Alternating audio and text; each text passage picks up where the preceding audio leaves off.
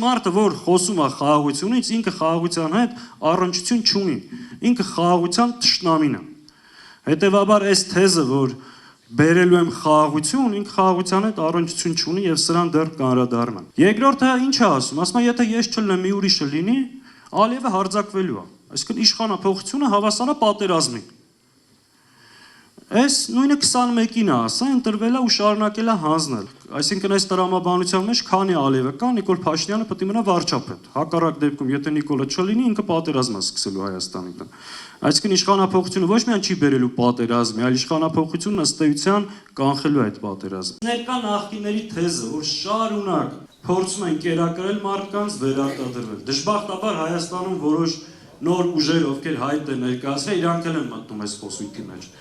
Սևեր, սպիտակներ, նախկիններ, նորեր,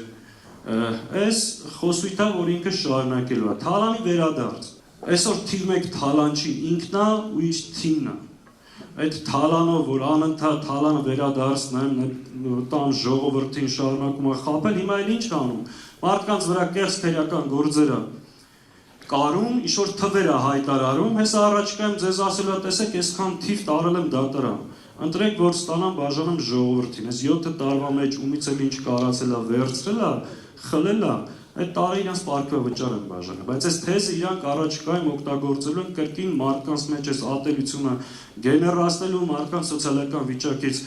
օգտվելու, խաբելու, որ կարողանան վերարտադրել։ Ամեն ինչի պատրաստ է իր իշխանությունը պահելու համար։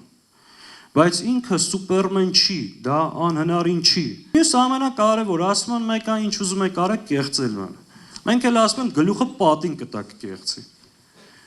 Մենք ինչ պետք է անենք, մենք ինչի համար ենք, թույլ չտալու։ Եթե մենք կարողանում ենք տեղամասերում համապատասխան թիմերով կազմակերպել այդ քվեն, բայց հիմա ասենց ասեմ, պարզ ասում ենք, մենք մեր քվեին ի վիճակի ենք տեր կանգնելու։ Եթե մենք հասանք նրան, կազմակերպեցինք մեր ժողովրդին, բացատրեցինք, գնացինք, քվեարկեցին, մենք այդ քվեին տեր կանգնելու ենք ու որևէ մեկը չի կարա ժողովրդի կամքի հետ հաշվի չնստի։ 26 թվականը բավականին պատասխանատու տարի է եւ այնտեղ որտեղ որ ժողովուրդը միասնական է, այնտեղ որ մենք փոխադարձ վստահության, հարգանքի, հասկացության, նաեւ ընդհանուր համոզմունքի շրջանակներում ենք աշխատել, մենք միշտ ունեցել ենք հաջողություններ։ Ակնհայտ է, որ ստեղծված իրավիճակը Հայաստանի Հանրապետության համար նրա շուրջը եւ տարածաշրջանում բավականին բարդ է եւ Հայաստանի Հանրապետության այս ճգնաժամային եւ նաեւ Արցախի համար այս ողբերգական վիճակի պատասխանատուն այսօրվա իշխանություններն են իրենց կառավարման ձախողումներով։ Գիտեք, միշտ ասում են, որ խելացի մարդիկ չեն սխալվում։ Փորձառուները ձգտում են երբևիցե չսխալվել, բայց երբ որ մարդիկ աշխատում են, ունենում են նաև սխալներ։ Եվ շատ ճիշտ է աշխատել ուրիշի սխալների վրա, որպեսզի դու սխալներ թույլ չտաս։ Բայց այն իրավիճակը, որ այսօր ստեղծվել է Հայաստանում, անընդհատ ձախողումների, անընդհատ սխալների, անընդհատ պարտությունների արդյունք է, եւ երբ որ անընդհատ դու սխալներ ես թույլ տալիս եւ հետեւություններ չես անում, դրա մեջ կա նաեւ միտումնավորություն։ Միտումնավորություն, որը որ արտահայտվել է եւ բանակցային գործընթացի, անվտանգության, գիտեմ, Արցախը Ադրբեջանի մաս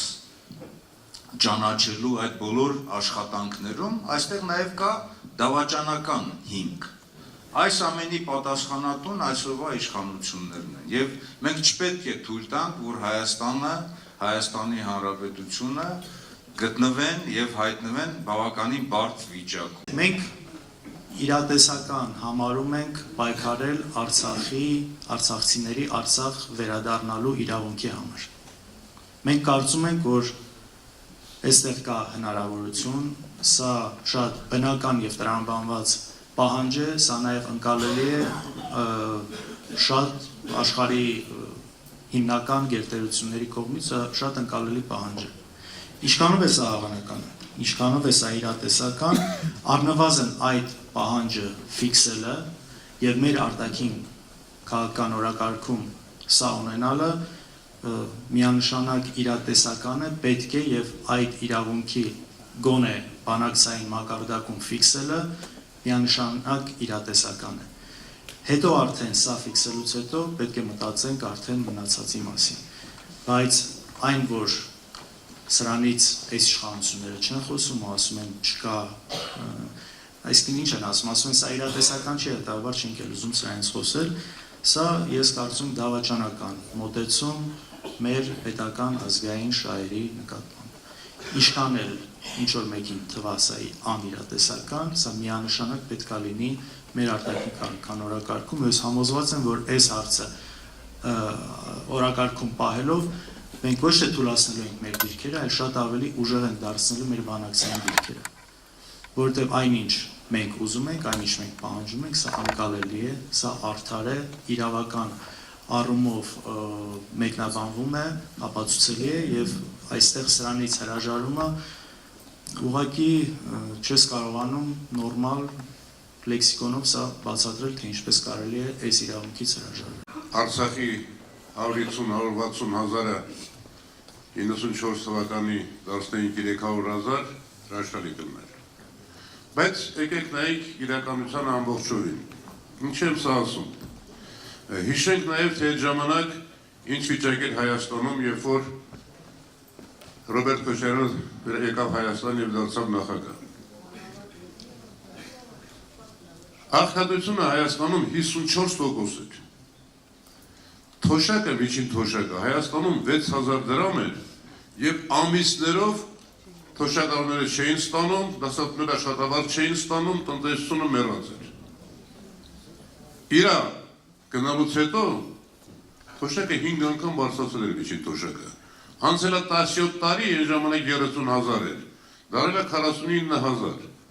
60%, 500% իր ժամանակը բարձրացել, 60% այս 17 տարիների ժամանակը բարձրացել։ Ես մի բան եմ հիշում, տարիներ առաջ, մինչև այս ողբերգությունը, դու վստահ եմ շատ լավ ճանաչում ես, Արցախի հերոս, Արցախի ազատամարտի ամենապայծառ կերպարներից մեկին Ժաննա Գալստյանին։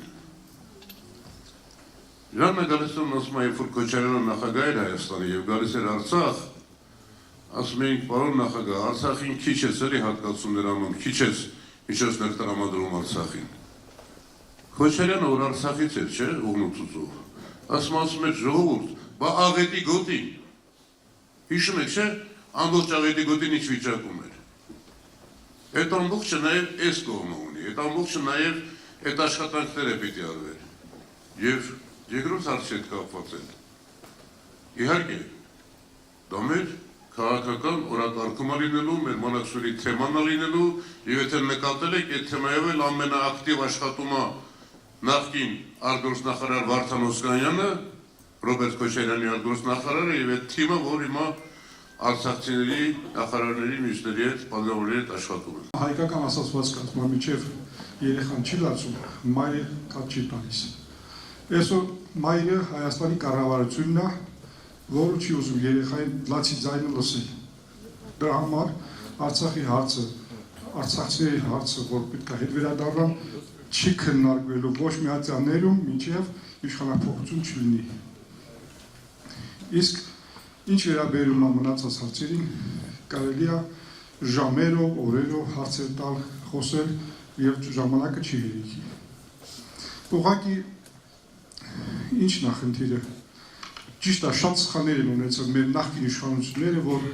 ինչ որ միտեղ թերացել են եւ իրավիճակի արդյունքում հայտնաբերվել է մի հատ անձ, որը ոչ մի արժանիքներ չուներ եւ իշխանություն է դարձել։ Եվ ինքը գալով իշխանության իր համար առաջի վտանգը սպասում էր միշտ պարոն Քոչարյանից, որ այն կարող է ղեկավարել, այն մարդը կարող է ղեկավարել, այն մարդը կարող է երկիրը ոդիկանեցնել, իսկ ինքը արդեն այնքան ախրվել ցեխի մեջ, որ չուզում է ցեխից դուրս գա, որովհետև կիմանա, որ ինչ ցեխի մեջ այն խրվել։ Դա համար Քոչարյան չէր ուզում բանտերը թողել։ Ես կարող մի փոքր պատմություն պատմել 24 թվականի նոյեմբերի 10-ին հրատապ տաքսով գնում էի Կիրովական, բայց այդ ընթացքում տաքսիստը զգացի, որ նիկոլական էր ու մոլի նիկոլական էր։ Ես ինձ մի հատ գյուղացու տեղ դրեցի, ստեցի հարցեր տալիս, այդ մարդու գլխից ինչ է դուրս գալիս։ Ասես դա Թաշերի մոստում ես Երևան ապրել եմ, չեմ տեսել, այս Նիկոլա սարքել, ասուց չէ ախպեր Քոչարյանի վախկվանից է։ Գնացիք մտանք այդ թունելը Դիլջանի, ասի ախպես չէի իմանում, ես էլ է Նիկոլը սարքել, նա ախպես էլ է Քոչարյանի վախտից։ Ասի բայց Արփասիանով սովետականության վախկվանից չէր կարող սարքել։ Նիկոլը սարքել, ամա չես Քոչարյանը սարքել, ասի բայց Քոչարյանը աշկուտ հանել։ Քոչարյանը որ այդքան սարքա, եք ասում Քոչարյանը կերել է, նա կերել է, սարքելա կերել է։ Վերաբերում է այսպես կոչված Թրամփի ուղուն, իհարկե հասկանում եք, որ դա Թրամփի ուղը չի, անունը փոխելով ոչ մի բան չի փոխվում, ինչպես է մոտենում այդ հարցին իշխանափոխությունից հետո, քանի որ Ամերիկայի Միացյալ Նահանգներն է մեծ գումարներ են ներդնում եւ գործ են ունենալու գերտերության հետ։ Այդ հարցը ինչպես են լուծելու, որովհետեւ սա համաձայնագիր է, պայմանագիր չէ, չի վավերացվել, մոտեցումը ինչպես է լինելու։ Դեք որ իշխանությունները փորձ են անում այս ծրագիրը ներկայացնել որպես աննախադեպ հաջողություն, պատմական իրադարձություն, Հայաստանի թռիչքաձև տնտեսական աճ ապահովելու հնարավորություն, բայց ես ուզում եմ, որ մենք ավելի խորքից գանք եւ հասկանանք, թե իրականում սա ինչ պրոյեկտ է։ Ընդհանրապես տասնամյակներ շարունակ քննարկվել այս յունիքով ինչ որ ճանապարհի հնարավորությունների մասին։ Եթե դեռ 2001 թվականին Քիվեստում քննարկվում էր Արցախը Լաչինով Հայաստանին միացնելու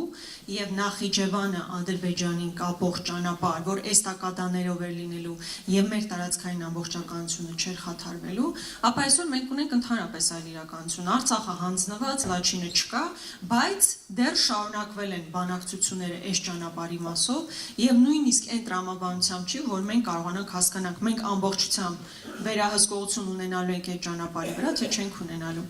Չոր հաշվարկով, շատ չոր հաշվարկով ստացվում է, որ Ադրբեջանը ստացել է անխոչնդոտ ճանապարհ,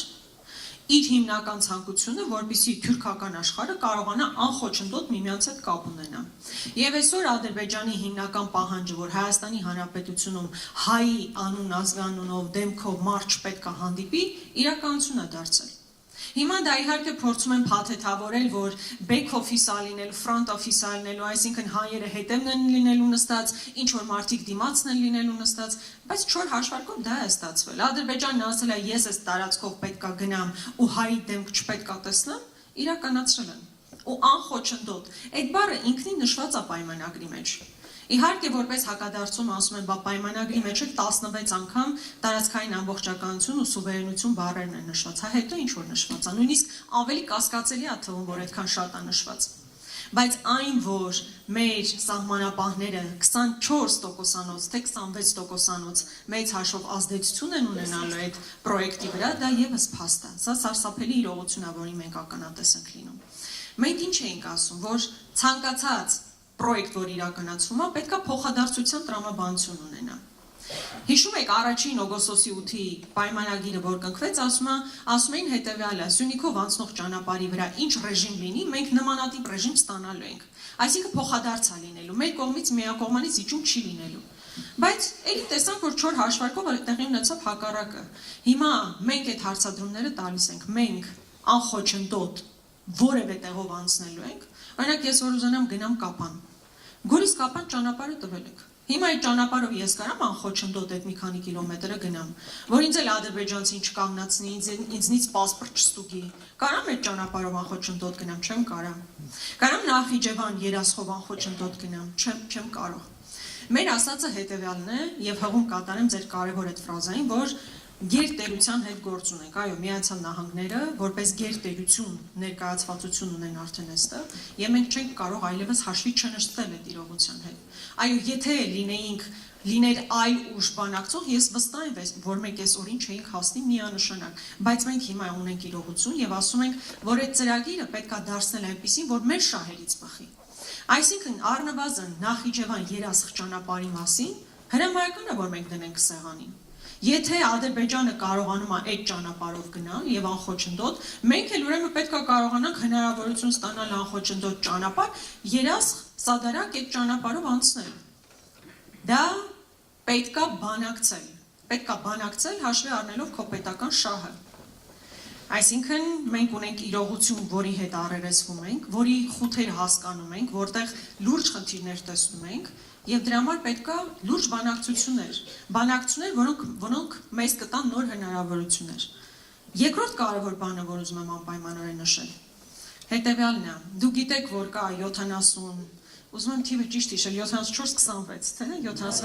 74-26 համամասնություն։ Հիմա այս 74-ն էլ դեռևս պարզ չի ամբողջությամբ ինքը զուտ ամերիկյան ներդրում լինելու, թե չէ,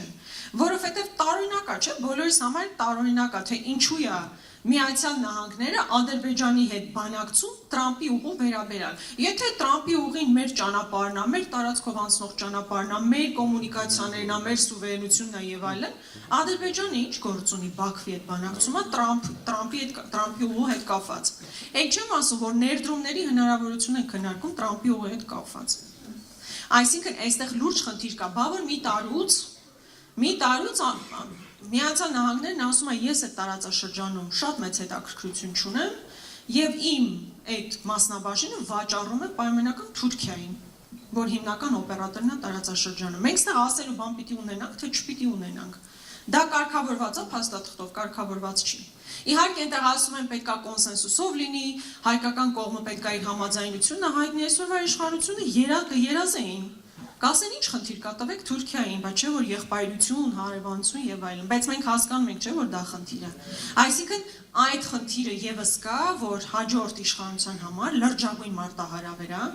այնպես բանակցել, որ հնարավոր չլինի այդ փաթեթը, որ Միացյալ Նահանգների վերահսկողության տակ է լինելու, անխոչնդոտ անցնի ադրբեջանական կամ թուրքական վերահսկողության։ Եվ այստեղ էլ մենք շատ լուրջ աշխատանք ունենք տանելու, հասկանալու թե այդ ինչ ներդրումներ են, որ պետքա գնան Տրամպի ուղի հետ կապված, այդ նավթային գործարքները, որ հիմա բանակցում են Բաքվի եւ Վաշինգտոնի միջեւ, սրանք իսկապես լուրջ մարտահրավերներ են, որոնք մենք առերեսվում ենք եւ դրա համար ենք ասում, որ հաջորդ իշխանությունը իսկապես լուրջ խնդիրներ է ունենալու, բայց րոպե առաջ պետքա փոխել, որ կարողանանք այս բանակցությունները նորմալ տանել։ Միացյալ Նահանգների հետ հարաբերությունները բնականաբար պետքա շարունակվեն, պետքա խորանալ եւ այլն, բայց որպես մարդ, ով կարդացել է Միացյալ Նահանգների վերջին ընդունված ստրատեգիական փաստաթուղթը իրենց ազգային անվտանգության ռազմավարության, այնտեղ մի նախադասություն չկա Հարավային Կովկասի մասին։ Իրանք ասում են, որ իրենց հիմնական առաջնահերթությունը Ամերիկա մայրցամաքն է, Գրենլանդիա, տեսնում եք, ինչ որ առաջնահերթություններ ունեն, բայց այդ առաջնահերթությունների մեջ Հարավային Կովկասը չի մտնում։ Եվ ընդհակառակը նույնիսկ ասում են դա ավելի Պուտինի տարածքն է, բառացի է ասում Պուտինի ազդեցության գոտի։ Հիմա այստեղ էլ պետք է հասկանանք, հիմա ինքը ճանաչում է տարածաշրջանը Պուտինի ազդեցության գոտի, միևնույն ժամանակ ներդրումներ է կատարում, այդ ներդրումների հետևանքը ինչ պետք է լինի։ Ես էլ չեմ խոսում տնտեսական կոմպոնենտի մասին, որովհետև 42 կիլոմետր ճանապարհը տնտեսական արդյունավետություն չի բերելու մեզ։ Հատկապես եթե դրա 76%-ն էլ գնում է մեկ այլ կազմակերպության, այսինքն Միացյալ Նահանգներին։